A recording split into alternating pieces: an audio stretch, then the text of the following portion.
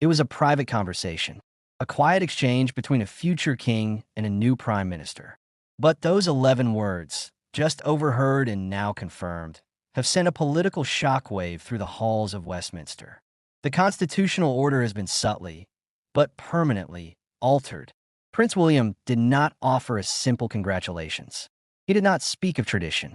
He delivered a concise, powerful statement that defines his reign before it has even begun.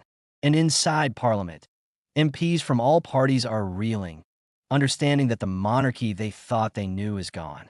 Welcome to Royal Report 24/7, your premier source for the royal news that shapes history the moment it breaks. If you want to understand the real power plays behind the palace walls, you're in the right place.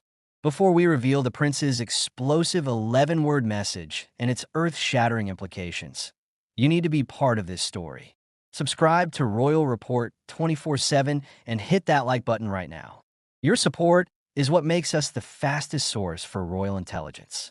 Share this video immediately. This is a story that will define the UK. Now, let's get to the revelation. The scene was Buckingham Palace. The occasion was the new Prime Minister, Keir Starmer, attending his weekly audience with the king.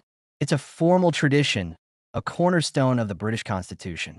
But as Starmer was leaving, he was met in an antechamber by the Prince of Wales. The two men shook hands. They exchanged brief pleasantries. And then Prince William leaned in. According to 3 separate sources who were present in the corridor, the future king looked the new prime minister directly in the eye and said these exact 11 words. "The monarchy stands ready to assist in your national renewal project." Then he nodded and walked away. 11 words. That's all.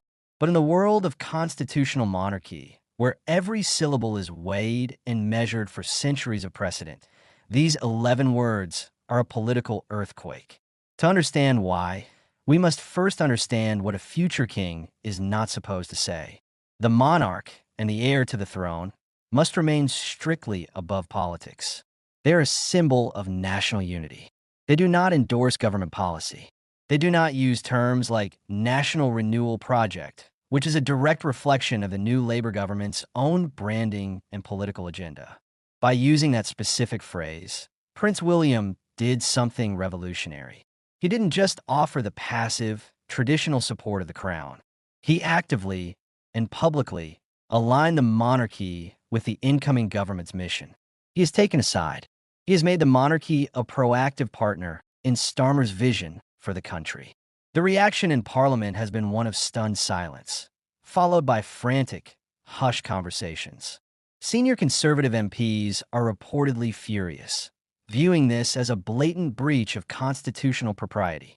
One former cabinet minister was overheard calling it a catastrophic overreach by a prince who has forgotten his place.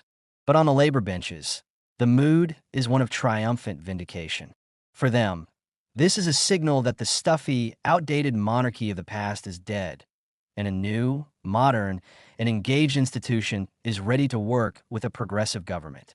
They see it as William staking his claim as a modernizer, not just to the royal family, but to the entire country. So, why would William take such a monumental risk? The answer is a masterclass in strategic foresight. Prince William has watched his father's reign become bogged down in controversy and health battles. He sees a nation weary from years of political chaos and economic strain. He understands that the monarchy's survival in the 21st century depends on its perceived relevance. That'd be why throwing the weight of the crown behind the concept of national renewal. He is doing several things at once. First, he is ensuring the monarchy is seen as part of the solution, not a relic of the problem. He is making it indispensable to the new political reality. Second, he is sending a clear message to the public. I am on your side. I understand that the country needs to move forward, and I, as your future king, will help lead that charge. It is a breathtakingly bold move to secure public goodwill for the next generation. Third, and most critically, he is boxing in Keir Starmer. By so publicly offering the monarchy's assistance, William has created a powerful expectation. If Starmer's national renewal fails, the monarchy's prestige is tarnished by association. But more likely, William has just ensured that the new prime minister will be deeply reluctant to ever support any move toward republicanism. The crown has made itself his partner.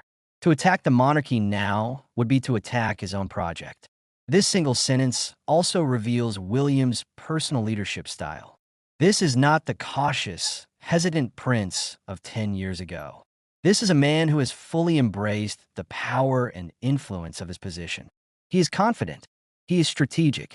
He is willing to break with centuries of tradition to secure the future of the institution he will one day lead. Now, let's contrast this with the past. Queen Elizabeth II would never have made such a statement. Her genius was in her inscrutability. King Charles III, for all his campaigning as Prince of Wales, has been meticulously careful to remain neutral since ascending the throne. Prince William has just blown up that model. He has introduced a monarchy that is not just a mirror reflecting the government of the day, but an active participant in the nation's journey. The implications are staggering. This sets a precedent for a more interventionist crown. Will future princes of Wales feel empowered to comment on education policy, on healthcare, on climate change targets? William has just opened a constitutional door that cannot be easily closed. Furthermore, this creates a fascinating dynamic with his father, the king. Is King Charles fully on board with this aggressive new strategy?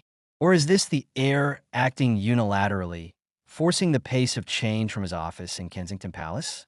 The palace will, of course, present a united front. But our sources suggest the king was consulted, but the boldness of the language was all William's. For the British public, this is the clearest signal yet of what King William V will look like.